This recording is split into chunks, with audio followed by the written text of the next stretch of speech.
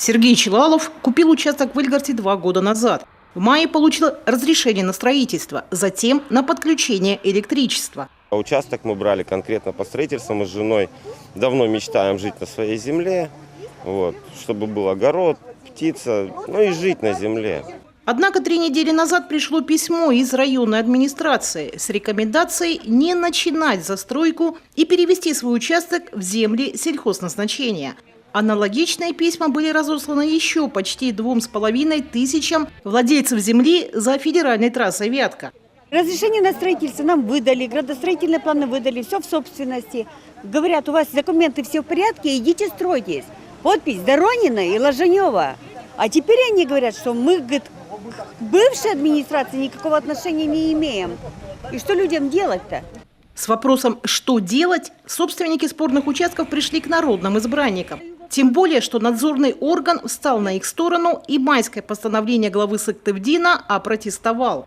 Не согласившись с данным постановлением, мы внесли протест в связи с тем, что действующим законодательством предусмотрен, скажем так, порядок перевода земель населенных пунктов в иные категории исключительно с согласия самого правообладателя этого земельного участка. Исключение составляет лишь тот случай, когда органы местного самоуправления либо исполнительной власти принимается решение об изменении черты населенного пункта или по установлению новой черты. Изменить назначение спорных земель районные власти решили по требованию Министерства сельского хозяйства. В прошлом году аграрии предъявили свои права на территорию бывшего совхоза Сыктывкарский, которая в свое время отошла на паи к работникам разваливающегося предприятия. До сентября участки входили в состав Ильгарта, однако депутаты по настоянию прокуратуры генеральный план развития села отменили, а новый пока не приняли. Администрация Сыктывдинского района ввела в заблуждение депутата Сыктывдинского района.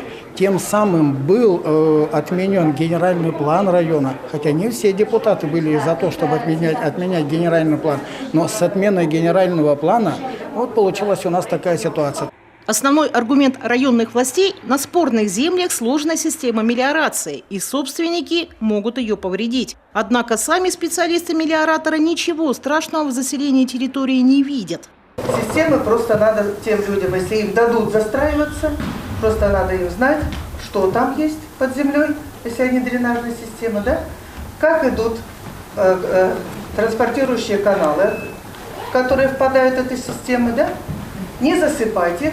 Единодушного мнения у депутатов по сложившейся ситуации пока нет. Не готовы они принимать и генеральный план развития Ильгарта. Нужны дополнительные согласования с органами исполнительной власти.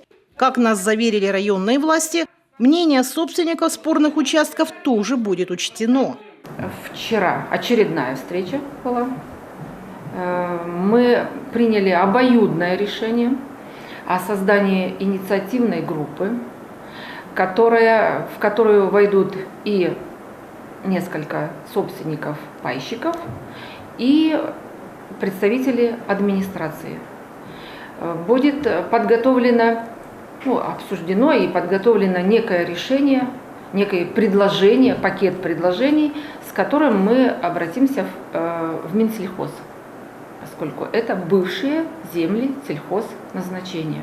Что мешало сыктывдинским чиновникам обсудить проект генерального плана с собственниками участков раньше, неизвестно. Сами жители района намерены отстаивать свои права на землю любыми способами. Они уже направили соответствующее обращение во все возможные инстанции, вплоть до президента. А многие пытаются добиться справедливости в судебном порядке. Наталья Литкевич, Алексей Паршуков, телеканал Юрган, Сыктывдинский район.